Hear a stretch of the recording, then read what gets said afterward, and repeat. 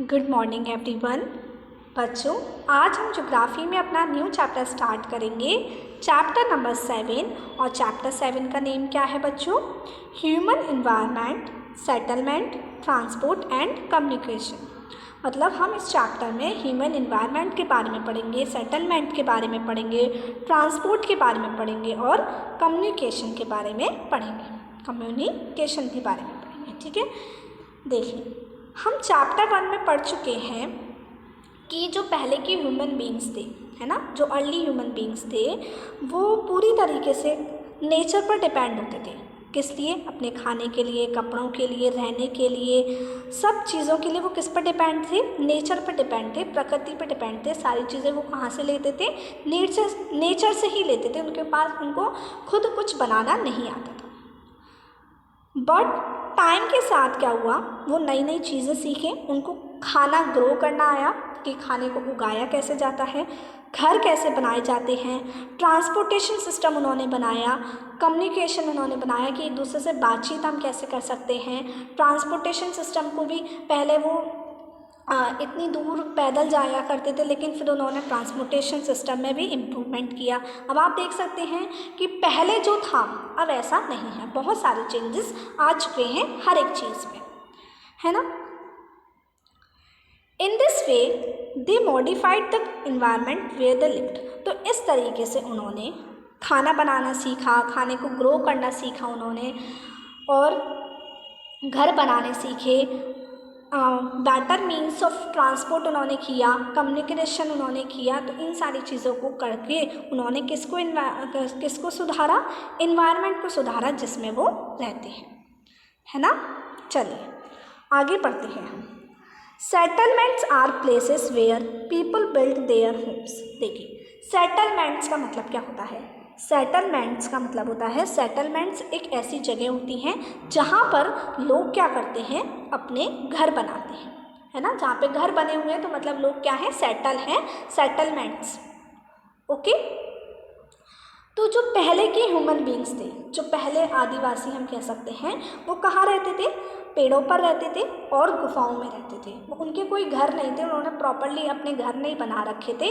वो या तो पेड़ों पर रहते थे या फिर कहाँ रहते थे? गुफाओं में रहते थे, है ना। Early human beings lived on trees and in caves. या तो वो कहाँ पर रहते थे? पेड़ों पर रहते थे या फिर गुफाओं में रहते थे। When they started to grow crops, it became necessary to have a permanent home. अब जब वो फसल उगाना उन्होंने शुरू किया, किसने? अर्ली ह्यूमन बींग्स ने जब फसल उगाना शुरू किया तो ये ज़रूरी हो गया कि वो एक परमानेंट घर पर रहे, एक परमानेंट घर पर रहे। ऐसा नहीं कि उनको बार बार अपना घर बदलना पड़ रहा है, क्योंकि जहाँ पे वो फसल उगा रहे हैं फिर उन्हें वहीं पर रहना होगा। The settlements grew near the river valleys as water was available and land was fertile. देखो, तो उन्होंने अपना जो सेटलमेंट किया, जहाँ पर वो रहने लगे, तो उन्होंने अपने घर कहाँ बनाए?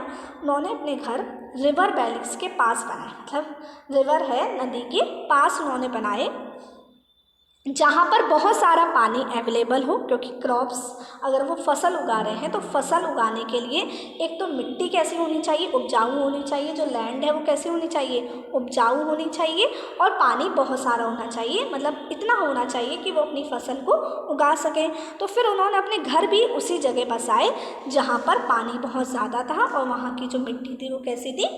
फर्टाइल थी। ठीक है। With the development of trade, commerce and manufacturing, human settlements became larger. देखिए, अब जैसे जैसे ट्रेड बढ़ता गया, जैसे जैसे ट्रेड में डेवलपमेंट आता रहा, कॉमर्स मीन्स होता है एक्सचेंज ऑफ गुड्स, सामान का अदला बदली करना, मैन्युफैक्चर करना। तो इन सारी चीज़ें, जैसे जैसे ये सारी चीज़ें डेवलप हुई, व्यापार में डेवलपमेंट आया, कॉमर्स में डेवलपमेंट आया, और हम कह सकते हैं मैन्युफैक्चरिंग स्टार्ट हुई, तो जो ह्यूमन सेटलमेंट्स है वो क्या हुआ? बहुत बढ़ गया। क्योंकि लोग फिर उन्हीं के अकॉर्डिंग अपने आप को सेटल करने लगे। तो इससे क्या हुआ कि वो इधर उधर नहीं जाने लगे, अब गुफाओं में नहीं रहने लगे, उन्होंने अपना घर सेटल कर लिया। ठीक है। इसी तरीके से जो सेटलमेंट है वो बहुत बढ़ा, सिविलाइजेशन भी बढ़ा। और कहाँ बढ़ा? रिवर के आसपास ही पड़ा, मतलब जहाँ नदियाँ हैं नदियों के आसपास ही ज़्यादा सेटलमेंट आपको दिखाई देगा। तो आपको क्या आप रिकॉल कर सकते हैं, याद कर सकते हैं कि कुछ जैसे रिवर्स हम कह सकते हैं, इंडस रिवर है, टिग्रिस, नाइल एंड हुआंग ही, इसके आसपास सिविलाइजेशन बने हुए हैं, तो उनके क्या आपको नाम पता है? तो चलिए मैं आपको बताती हूँ और आपको सर्च भी करना है, ठीक है, फाइंड आउट भी करना है। तो जो इंडस रिवर है, इंडस रिवर के पास कौन सा है बताइए? हम कह सकते हैं इंडस रिवर के पास इंडस वैली सिविलाइजेशन है, हड़प्पन सिविलाइजेशन है, ठीक है। टिग्रिस, टिग्रिस के पास जो हम सिविलाइजेशन है वो कौन सा है? मीसोपोटेमियन, मीसोपोटेमियन, MESOPOTAMIAN, ठीक है। और नाइल रिवर के पास है इजिप्शियन सिविलाइजेशन, और हुआंग ही के पास हम कह सकते हैं कौन सा है? Chinese civilization. तो ये कुछ ऐसे सिविलाइजेशन के नाम हैं जो इन रिवर्स के किनारे पर बने हुए हैं, ठीक है। कौन कौन सी रिवर के किनारे? इंडस, टिग्रिस, नाइल और हुआंग ही। चलिए अब हम आगे बढ़ते हैं। आगे क्या है बच्चों? सेटलमेंट्स कैन बी परमानेंट और टेम्पररी। देखो जो सेटलमेंट है, मतलब सेटलमेंट का मतलब क्या हुआ? सेटलमेंट एक ऐसी जगह होती है जहाँ पर लोग अपने घर बनाते हैं।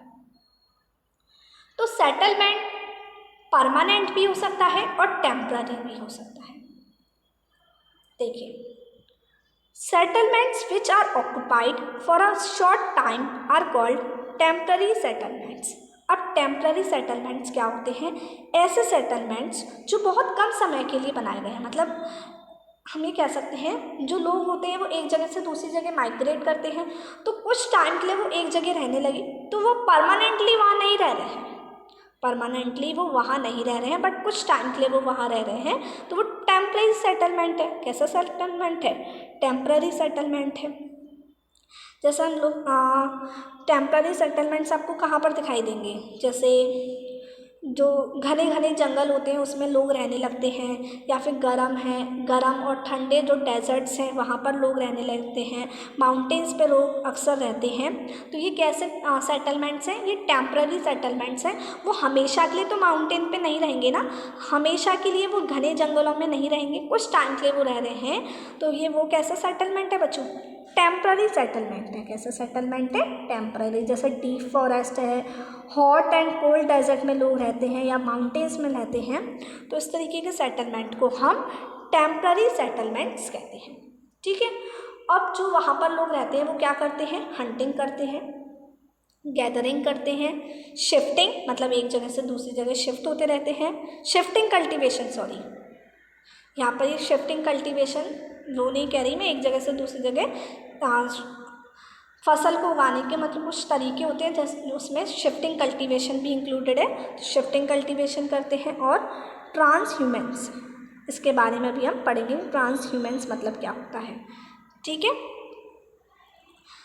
मतलब कुछ टाइम के लिए वो एक जगह पर रहते हैं फिर दूसरी जगह चले जाते हैं, उनका परमानेंट नहीं है, वो टेम्पररी है। However, more and more settlements today are permanent settlements. हालांकि आज जो ज़्यादा से ज़्यादा जो सेटलमेंट्स हैं, जो घर बना रहे हैं लोग, वो कैसे हैं? परमानेंट है। जैसे आप भी हमेशा एक ही घर में रहते ना, ऐसा तो नहीं कि आप कुछ टाइम के लिए इस घर में रह लिए, फिर आप कुछ टाइम के लिए जंगलों में चले गए, फिर आप कुछ टाइम के लिए माउंटेन्स पर चले गए, ऐसा तो होता नहीं है। आप एक ही घर में रहते हैं, परमानेंट है वो, एक जगह से दूसरी जगह कहीं जाएगा नहीं वो चीज़। तो परमानेंट आजकल जो सेटलमेंट्स हैं वो ज़्यादातर कैसे हैं बच्चों? Permanent settlements. कैसे हैं? परमानेंट सेटलमेंट्स हैं। इन सेटलमेंट्स में लोग क्या करते हैं? रहने के लिए घर बना लेते हैं। क्या करते हैं? घर बना लेते हैं और उस घर में रहते हैं, तो वो कैसा सेटलमेंट है? परमानेंट सेटलमेंट्स है। अब आप इस पिक्चर में देख सकते हैं ये क्या है? ह्यूमन सेटलमेंट्स है, मतलब लोगों ने अपने घर बना लिए हैं, उसमें वो रह रहे हैं, छतें झोपड़ियाँ बना ली हैं, या फिर हम कह सकते हैं हट्स बना ली उन्होंने इस तरीके के, जिसमें लोग क्या करते हैं? रहते हैं। ओके, देखिए, डू यू नो पढ़ते हैं, the place where a building और a settlement develops is called its site. देखो, जगह जहाँ पर कोई भी बिल्डिंग या फिर जो सेटलमेंट है, मतलब कोई भी जगह जहाँ पर लोग अपने घर बनाते हैं, तो ये चीज़ जहाँ पर डेवलप होती है, विकसित होती है, तो उस जगह को हम बोलते हैं साइट। क्या बोलते हैं बच्चों? Site, SITE। आपने इस वर्ड को सुना होगा, कंस्ट्रक्शन साइट। तो कंस्ट्रक्शन साइट मतलब ऐसी जगह जहाँ पर क्या हो रहा है? कंस्ट्रक्शन हो रहा है। तो कंस्ट्रक्शन साइट होती है ना, तो उसी जगह को हम बोलते हैं साइट। और एक सही साइट अगर हमें ढूंढनी है तो उसके लिए जो नेचुरल कंडीशंस है उसका सिलेक्शन हम कैसे करते हैं, मतलब वहाँ का क्लाइमेट कैसा हो, फेवरेबल हो, फेवर में हो, हमारे फेवर में हो, मतलब वो क्लाइमेट सही हो, वहाँ का पानी की उपलब्ध, वहाँ पर पानी अवेलेबल हो, लैंड सूटेबल हो, सही लैंड हो, और फर्टाइल सॉइल हो, उपजाऊ मिट्टी, है ना। तो वहीं पर तो हम कंस्ट्रक्शन कर पाएंगे, वहीं पर तो कोई भी बिल्डिंग या फिर कोई भी सेटलमेंट डेवलप कर पाएंगे जहाँ का क्लाइमेट फेवर में हो, पानी अवेलेबल हो, लैंड सूटेबल हो, और फर्टाइल सॉइल। ठीक है, आई बात समझ में? चलिए, now come to next page. It was Mary's birthday party, मतलब मैरी की बर्थडे पार्टी थी, और she and her friends were waiting for Gurpreet to arrive so that Mary could cut the cake. और वो लोग किसका इंतज़ार कर रहे थे? गुरप्रीत का इंतज़ार कर रहे थे, क्योंकि गुरप्रीत अभी तक आया नहीं था, और वो लोग गुरप्रीत का इंतज़ार कर रहे थे ताकि जो मैरी है वो केक कट कर सके। At last Gurpreet arrived tired, coughing and wheezing. देखो क्या हुआ, जब गुरप्रीत आया तो गुरप्रीत जब पहुंचा तो वो कैसा था? बहुत थका हुआ था, उसे खांसी भी आ रही थी, और उसके गले में गड़गड़ाहट भी हो रही थी। मतलब ना, उसका गला कैसा हो रहा था? चोक सा हो रहा था, गड़गड़ाहट की आवाज़ आ रही थी। ठीक है। She explain that traffic jam was terrible. उसने बताया कि मैं जब आ रहा था तो she explain means she is a girl. तो गुरप्रीत ने बताया कि मैं जब आ रही थी तो जो ट्रैफिक जाम था वो बहुत भयानक था, टेरिबल था, मतलब बहुत ट्रैफिक जाम लगा हुआ था, ट्रैफिक जाम लगा हुआ था। Mary's mother Mrs Thomas patted Gurpreet's back and sighed of the pollution in our city. मतलब जो मैरी की मदर है, मतलब मैरी की मदर कौन थी? Mrs Thomas. तो मिसेस थॉमस ने गुरप्रीत की जो पीठ है उसको थपथपाया, और मतलब कहा, उफ, हमारी सिटी का प्रदूषण, pollution. Prasad had recently come from his place. अब जो प्रसाद है, एक और लड़का है जो मतलब किसमें आया है, वो जो लड़का है वो भी उसकी बर्थडे पार्टी में आया है। तो जो प्रसाद था वो अभी अभी मतलब रिसेंटली अपने विलेज से आया था। ही आस्क्ड, उसने पूछा, why do we have such traffic jams and such pollution in the cities. तो उसने पूछा कि सिटीज़ में मतलब ट्रैफिक जाम और इतना सारा पॉल्यूशन क्यों होता है। उसने ये बात पूछी क्योंकि वो कहाँ रहता था? विलेज में रहता था, तो उसको ये सारी बातें नहीं पता थी, या फिर उसको ये नहीं पता था कि आखिर सिटीज़ में इतना सारा पॉल्यूशन और इतना सारा ट्रैफिक जाम क्यों होता है। The number of vehicles is increasing day by day due to growing population in the cities. Mary's father, Mr. Thomas replied. मतलब मैरी के फादर ने, मैरी के फादर का नेम क्या था? Mister Thomas. मतलब मिस्टर थॉमस बताते हैं कि हमारी जो सिटीज़ में, हमारी सिटी में क्या हो रहे हैं, दिन प्रतिदिन पॉपुलेशन बढ़ती जा रही है, जनसंख्या बढ़ती जा रही है, और जनसंख्या जब बढ़ रही है तो जनसंख्या जब जैसे जैसे जनसंख्या बढ़ रही है वैसे वैसे जो व्हीकल्स हैं, वाहन भी डे बाय डे क्या हो रहे हैं? बढ़ते जा रहे हैं, कि जैसे जैसे लोग होंगे तो वो व्हीकल्स चलाएंगे, तो क्या होगा? व्हीकल्स भी बढ़ते जाएंगे। मैरी आस्क्ड, मैरी ने पूछा, then why are people coming to the cities. तो मैरी ये पूछती है कि जब यहाँ पर इतना सारा पॉल्यूशन है, इतना सारा ट्रैफिक जाम है, तो लोग सिटीज़ में क्यों आ रहे हैं। Her mother replied, they come looking for jobs, better education and medical facilities. तो उसकी जो मदर हैं वो रिप्लाई करती हैं कि वो क्यों आते हैं, लोग सिटीज़ में, शहरों में क्यों आते हैं। शहरों में वो इसलिए आते हैं क्योंकि शहर में अच्छी जॉब उन्हें मिल जाती है, अच्छी एजुकेशन उन्हें मिल जाती है, और अच्छी मेडिकल फैसिलिटीज़ उनको यहाँ पर मिलती हैं। इसी वजह से क्या होते हैं, जो लोग हैं वो शहरों में आते हैं। Mary further inquired, if so many people keep coming to cities, where will all the people live? अब मैरी और इंक्वायरी लेती है और वो बोलती है कि अगर इतने सारे लोग सिटीज़ में आते जाएंगे तो आने से क्या होगा, कि वो कहाँ रहेंगे फिर, है ना। जब इतने सारे लोग आते जाएंगे तो वो कहाँ रहेंगे। तो मैरी के जो फादर हैं, जो मिस्टर थॉमस है, वो बोलते हैं कि इसी वजह से आप लोगों ने देखा होगा, तुम लोगों ने देखा होगा, बहुत सारे स्लम्स क्या होती हैं, झोपड़पट्टियाँ होती हैं, जहाँ पर मतलब बिल्कुल भी बहुत पास में घर बने हुए होते हैं, और बहुत पास में घर होने की वजह से वहाँ पे बिल्कुल भी साफ़ सफाई नहीं होती है। एक घर दूसरे घर से बिल्कुल ही जुड़ा हुआ होता है, जॉइंटेड होता है, और घर में बाथरूम वगैरह की भी फैसिलिटी उपलब्ध नहीं होती है। तो वो क्या बना लेते हैं, स्लम्स बना लेते हैं। स्लम्स के बारे में हम पढ़ चुके हैं, जो झोपड़पट्टियाँ होती हैं वो। या फिर ऐसा जैसे कोई भी मकान खाली पड़ा हुआ है, तो कोई भी खाली मकान पे लोग क्या करते हैं, जाके कब्जा कर लेते हैं, स्क्वैटर्स सेटलमेंट्स। तो स्क्वैटर सेटलमेंट्स यही होते हैं कि जैसे कोई भी खाली मकान है तो बिना उसके ओनर से पूछे वो उस पर क्या कर लेते हैं, कब्जा कर लेते हैं, मतलब उस पर रहने लगते हैं। खाली है इसलिए तो वो क्या करते हैं, रहने लगते हैं। जहाँ पर जो लोग हैं वो बहुत ही, वहाँ की जो कंडीशंस होती हैं अनहाइजीनिक होती हैं, क्योंकि वहाँ पे बिल्कुल भी साफ़ सफाई नहीं होती है। आप कहीं भी देख सकते हैं, टीवी में भी आपने देखा होगा कि जो झोपड़पट्टियाँ बनी होती हैं तो वहाँ बिल्कुल भी साफ़ सफाई नहीं होती है, लोग बहुत गंदी कंडीशंस में रहते हैं। अब कुछ नहीं है तो वही एक जगह है, वही उन्हें रहना पड़ रहा है, ठीक है। और वहाँ पे पानी की भी सप्लाई बहुत कम होती है, पानी भी वहाँ पे मतलब मोस्टली वहाँ की कॉमन प्रॉब्लम से ही है कि वहाँ बिजली कम आती है, और हम कह सकते हैं पानी की सप्लाई भी बहुत कम होती है।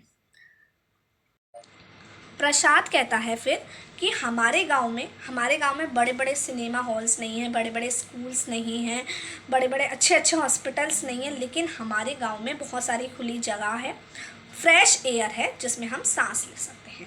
मतलब उसने ये बताया प्रसाद ने कि हमारे गांव, आपने देखा होगा गांव में बड़े बड़े स्कूल नहीं होते, अच्छे हॉस्पिटल्स नहीं होते, लेकिन वहाँ पे कितने खुले मैदान होते हैं, और लोग वहाँ पे इजीली बहुत, मतलब जो वहाँ की हवा होती है बहुत स्वच्छ और साफ़ होती है ना, ठीक है।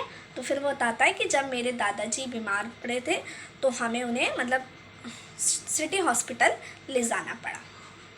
चलिए अब आगे देखते हैं। From the above conversation we can identify 2 different pictures of settlements. देखिए हमने ऊपर ये जो भी बातचीत देखी, मैरी की बर्थडे में जो बातचीत हुई, तो हमने ये देखा कि सेटलमेंट्स 2 तरीके का होता है, एक रूरल मतलब गांव का, और एक अर्बन जो गांव में जिस तरीके से लोग बसे हुए हैं और शहरों में जिस तरीके से लोग बसे हुए हैं। तो 2 तरीके के सेटलमेंट्स हो गए, एक रूरल सेटलमेंट्स, एक urban settlements. The villages are rural settlements where people are engaged in activities like agriculture, fishing, forestry, crafts work and trading etc. देखो रूरल सेटलमेंट क्या है, विलेजेस हैं, गांव हैं, जहाँ पर लोग मोस्टली कैसी एक्टिविटीज़ में इन्वॉल्व रहते हैं, फिशिंग में, मछली पकड़ने में, एग्रीकल्चर में इन्वॉल्व रहते हैं, और जंगलों में इन्वॉल्व रहते हैं, फॉरेस्ट्री वगैरह करने में इन्वॉल्व होते हैं, क्राफ्ट वर्क जैसे कोई भी टोकरी वगैरह बनानी है, तो वो मतलब ये है कि वो मोस्टली एग्रीकल्चर, फिशिंग, इन सारी चीज़ों में इन्वॉल्व रहते हैं। कहाँ के लोग, विलेज के लोग, जो विलेजर्स होते हैं। Rural settlements can be compact और स्कैटर्ड। अब जो रूरल सेटलमेंट्स हैं, रूरल सेटलमेंट्स जो है वो 2 तरीके का हो सकता है, एक कॉम्पैक्ट भी हो सकता है और एक स्कैटर्ड भी हो सकता है। तो आप ये पिक्चर देख सकते हैं। A compact settlement is a closely built area of dwellings where ever flat land is available. जैसे आप फिगर 7.2 देखेंगे तो ये किस तरीके का है, ये कॉम्पैक्ट सेटलमेंट है। इसमें क्या है कि बहुत पास घर बने हुए हैं, और रहने के लिए, और जो लैंड है वो कैसी होती है, फ्लैट लैंड होती है। कैसी होती है, flat. In a scattered settlement dwellings are spaced over an extensive area. अब ये स्कैटर का मतलब ही हो गया बिखरा हुआ। स्कैटर का मतलब ही क्या होगा, बिखरा हुआ, दूर घर बने हुए हों जहाँ पर, है ना। This type of settlement is mostly found in hilly tracts, thick forests and regions of extreme climate. देखो जहाँ का क्लाइमेट कैसा होता है, बहुत एक्सट्रीम होता है, तो वहाँ पर आप इस तरीके का सेटलमेंट देख सकते हैं। कैसा सेटलमेंट? Scattered settlement. जो और मोस्टली जैसे जो हिली एरियाज़ हैं या थिक फॉरेस्ट है, जो घने घने जंगल हैं, वहाँ पर इस तरीके से दूर दूर घर बने हुए होते हैं। ठीक है, तो मैं आपको अभी कॉम्पैक्ट और स्कैटर्ड सेटलमेंट की पिक्चर भी दिखाती हूँ। देखिए बच्चों, आप ये स्क्रीन पर पिक्चर देख सकते हैं। ये कैसे सेटलमेंट्स हैं? Compact settlements. मतलब जो रूरल सेटलमेंट्स हैं वो दो तरीके के हो सकते हैं, एक कॉम्पैक्ट और एक स्कैटर्ड। तो ये कैसे हैं? Compact settlements. ये देखिए, ये कैसे सेटलमेंट्स हैं? कितने दूर दूर घर बने हुए हैं ना, तो ये है scattered settlements. Okay, now come to next. देखिए अब आगे, in rural areas people build houses to suit their environment. देखिए, रूरल एरियाज़ में लोग अपने घर कैसे बनाते हैं ताकि जो इन्वायरमेंट है वो मतलब उनको सूट करे, जिस इन्वायरमेंट में रह रहे हैं वो इन्वायरमेंट उनको सूट करे।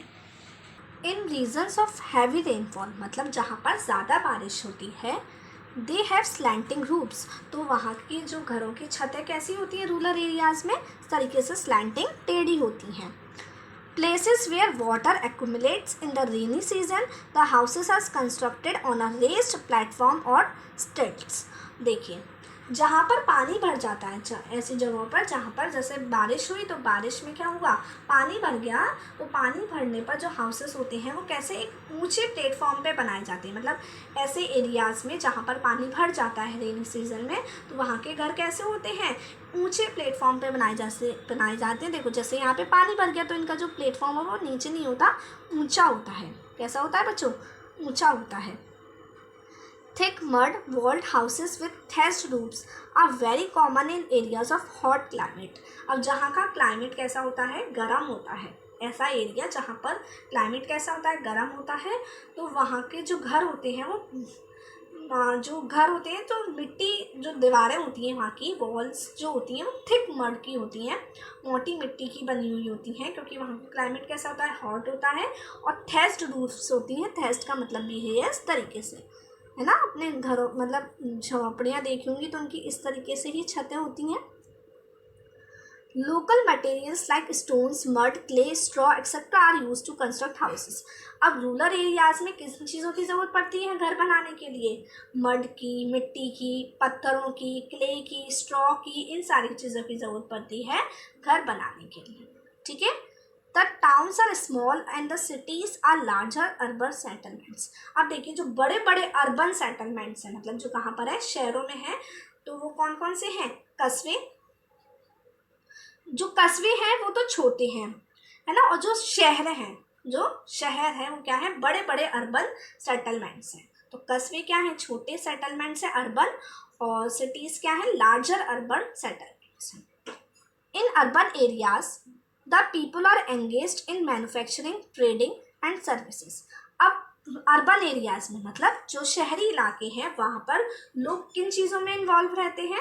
लोग मैन्युफैक्चरिंग करने में इन्वॉल्व रहते हैं, किसी भी चीज़ का मैन्युफैक्चरिंग करनी है उन्हें, ट्रेडिंग करने में इन्वॉल्व रहते हैं, सर्विसेज में इन्वॉल्व रहते हैं। इन सारी चीज़ों में वो इन्वॉल्व रहते हैं। कहाँ के लोग? अर्बन एरियाज के लोग। ठीक है। अब क्या है? Name some of the villages, towns and cities of your state. अब आपको कुछ विलेजेस के नेम लिखने हैं, कुछ टाउन्स के नेम लिखने हैं और कुछ सिटीज़ के नेम लिखने हैं। ठीक है। तो आप 5 विलेजेस के नेम लिखेंगे, 5 टाउन्स के नेम लिखेंगे और 5 सिटीज़ के नेम लिखेंगे अपने स्टेट के। अपना स्टेट कौन सा है? UP means Uttar Pradesh. तो आपके उत्तर प्रदेश में जितने भी शहर हैं उसमें से आपको 5 शहर के नाम लिखने हैं, 5 गाँव के नाम लिखने हैं और 5 कस्बे के नाम लिखने हैं। ये काम आपको खुद करना है, ये मैं नहीं बताऊंगी आपको, ये आपको खुद करना है, खुद फाइंड आउट करने हैं, खुद लिखने हैं अपनी ज्योग्राफी की नोटबुक में। ठीक है। तो हमारा ये एक बीच में एक टॉपिक रह गया, उसको भी हम कवर कर लेते हैं। देखिए, transhumance, it is a seasonal movement of people, मतलब लोगों का सीज़न के अकॉर्डिंग एक जगह से दूसरी जगह जाना, सीज़न के according. People who rear animals move in search of new pasture according to changes in seasons. देखिए, pastures क्या होती हैं? ये क्या होते हैं? पाश्चर होते हैं आपके घास वाले मैदान, मतलब जहाँ पर बहुत सारी घास होती हैं। तो अब जो लोग जानवर पालते हैं, तो जानवर जब वो पालते हैं तो जानवरों को घास की ज़रूरत है, घास खाएंगे वो, तो वो उनको अपने जानवरों को घास खिलाने के लिए उन्हें अलग अलग जगहों पर जाना पड़ता है। तो people who rear animals move in search of new pasture, तो वो नए पास्चर के सर्च में, खोज में, पास्चर का मतलब मैंने आपको बताया कि जो घास वाले मैदान होते हैं तो उनकी खोज में उनको जाना पड़ता है एक जगह से दूसरी जगह। जैसे जैसे सीज़न में चेंजेस आते हैं वैसे वैसे उनको एक जगह से दूसरी जगह एक नया पास्चर ढूंढने के लिए जाना पड़ता है, और उसी को हम बोलते हैं ट्रांसह्यूमेंसी। ओके, चलिए, तो आज के लिए इतना ही। अब नेक्स्ट क्लास में हम नेक्स्ट टॉपिक रीड करेंगे। टिल देन आपको यहाँ तक चैप्टर अच्छे से रीड करना है, समझना है। Bye bye.